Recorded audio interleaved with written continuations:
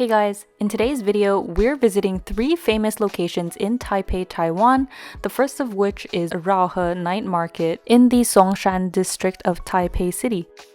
It was quite crowded by the time we got there, as you would expect from any Taiwanese night market. It's also pretty easy to get to using the Taipei MRT. It's just a 3-minute walk from Songshan Station. We took our time browsing the stalls and had to start off the night with a fresh watermelon juice to cool off, followed by a quick meal of stir-fried veggies and Taiwanese braised pork on rice or lu rou fan. We also got one of these wraps made of fried dough with egg and other goodies inside that I highly recommend. There's a reason this night market is so popular amongst both the locals and travelers, as it contains all of these staples that Taiwanese food has to offer. There's also a lot of fun little games for kids and adults to try out, such as this fishing one where you can scoop out fish, I believe, into a little box, or even try to catch turtles. We ended up going for a classic balloon popping game. All of the staff are so friendly and love joking around. The games are also not too hard to win, so you don't feel like you're being scammed. However, you might want to watch out for some of the claw machines at these night markets, since a lot of the prizes tend to be fakes. Next, we stopped for a quick dessert break with some Taiwanese shaved ice with a ton of mochi balls on top, before continuing on with the rest of our trek through the night market. After some time, we finally found the infamous Rainbow Bridge.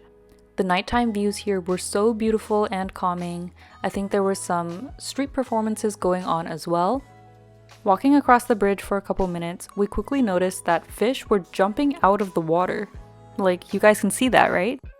This was such a strange and unexpected thing to see. Even with a quick Google search, I wasn't able to find any indications as to why the fish would be doing so, but we were guessing maybe because it was a hot day. If anyone knows the answer to this question, please answer in the comments below, as I'd love to know what could be causing them to do this. Finally, we ended off the night with some Pizza Hut takeout. We got a seafood pizza, an egg tart, and some chocolate mochi balls. If you've never tried seafood on pizza, I'd say you should definitely give it a try, especially in Asia.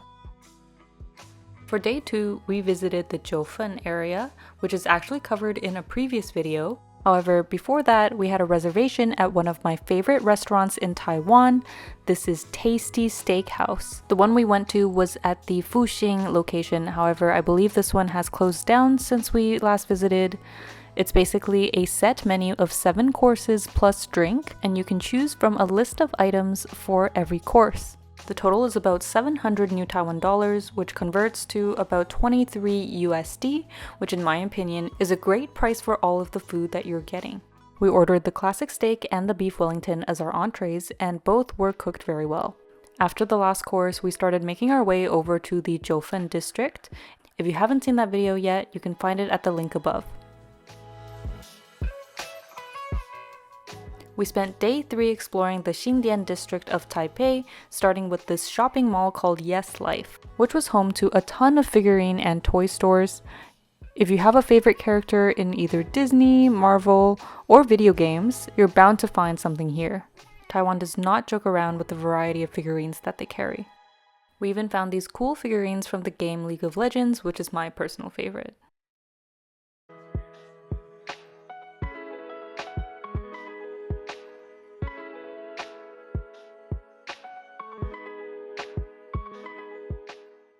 After a bit of window shopping, we started getting hungry, so we went to visit the food court area of the mall. This massive donut chair was the first to catch our attention, so we started the day with some donuts. We ended up with the purple yam donut, the caramel, and this taro-filled donut as well. There was a special deal going on that day, so we also got a free strawberry cream puff. These were probably the crunchiest donuts I've ever had, and I would definitely come back to the mall just to find this place again. The fun continues on the 7th floor of the mall with Tom's World Arcade.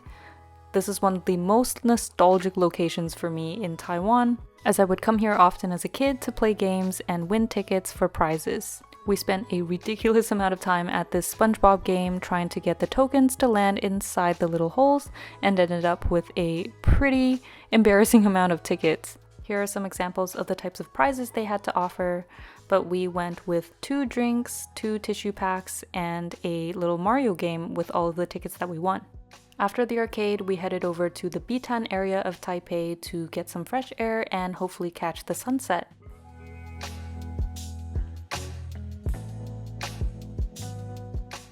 It was a nice day, so we decided to go for one of these fun-looking pedal boats, which was around 300 New Taiwan dollars or 10 USD for a two-person pedal boat. You can also go for the electric ones, which are a little bit more expensive, I believe. It was really relaxing being on the water, and we had also bought these cute little rice cakes on shore beforehand, so we got to enjoy them as we pedaled away. They had also set up these artificial lights along the Bitan Lake on cliffs, I guess to guide you as it was starting to get dark. There was also a massive blow-up blue whale to help guide you back to the dock in case you stray too far away. I thought this was such a cute activity to do in Taiwan. Bitan is often overlooked, but I think it's a great way to avoid the crowds and just enjoy a relaxing evening on a peaceful lake. As the sun started to set, we quickly pedaled our way back to shore. Keep in mind, it gets dark really quickly in Taiwan, so do keep track of time. After getting off the boat, we had a little bit of time left to explore Bitan Impression, which is a small area with vendors selling food and souvenirs to take home.